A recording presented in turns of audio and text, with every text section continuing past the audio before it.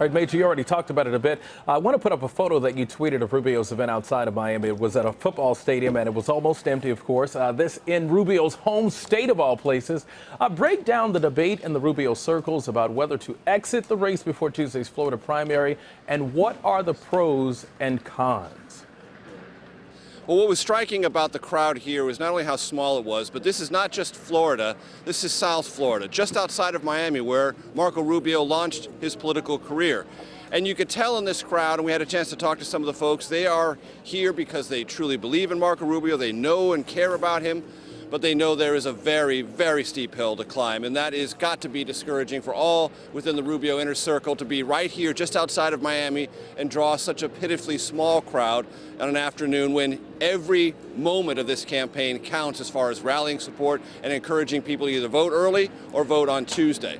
And you could see Rubio was a little bit off his game in even dealing with the crowd here, maybe depressed a bit about what he saw. It would be hard not to be if you're a presidential candidate campaigning right in your backyard and seeing so few people. But to the debate within, let's say, concentric circles of the Rubio campaign, there are paid staffers who insist there's no conversation. Rubio said this again emphatically this afternoon. I'm campaigning all the way to the primary on Tuesday. No way I'm dropping out. Absolutely not. Not a conversation topic. But I can tell you authoritatively, those in the next concentric circle, meaning people who raise money for Marco Rubio, who regularly, and I mean regularly, daily, advise the campaign on strategy, communications, where to travel and what to do, we're beginning to have conversations after the drubbing that Rubio took last night about possibly dropping out of this race to prevent Rubio from enduring the embarrassment of coming in second or third in his home state, because they believe that could injure Rubio in a couple of ways. Take him out of the vice presidential running mate conversation. Can't win your home state, can't be a credible running mate.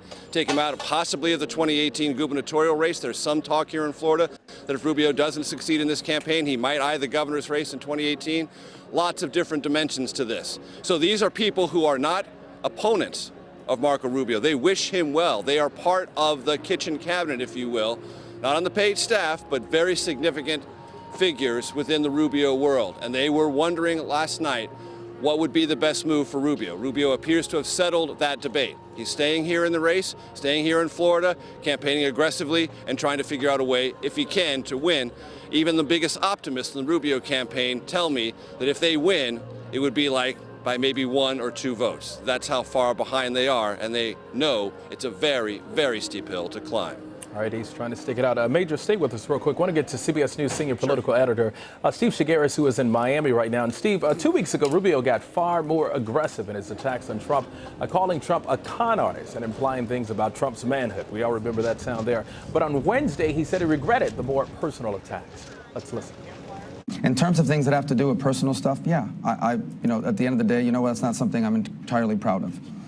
My kids were embarrassed by it, and I, you know, if I had to do it again, I wouldn't. I think he had to be stood up to. I really do believe that. But that said, that's not the campaign I want to run. Took a toll on you.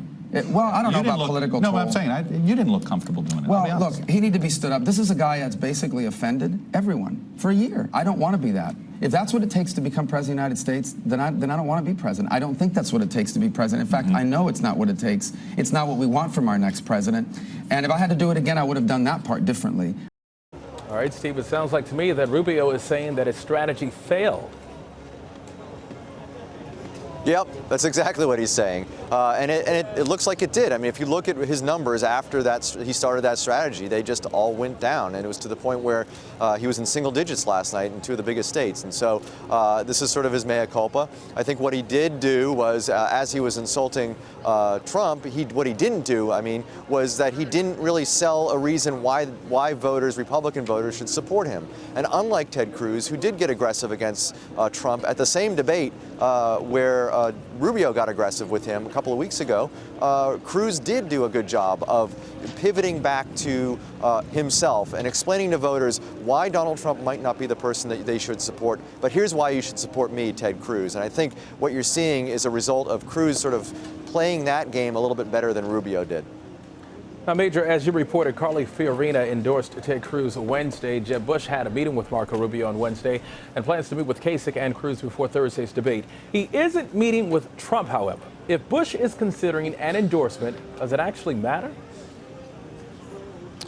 Probably not. And there are even those in the Rubio campaign who are very dubious about bringing Jeb Bush into the mix and saying he endorses Marco Rubio. I will tell you, the vast majority of Rubio advisors want Jeb Bush. They believe they need every asset they can get here in the state of Florida, and they believe that Jeb Bush's name still remains golden here and would be a net plus. But there are those, the small minority in the Rubio campaign, who say, look, Jeb Bush just reeks GOP establishment rather, and his endorsement would do more harm than good.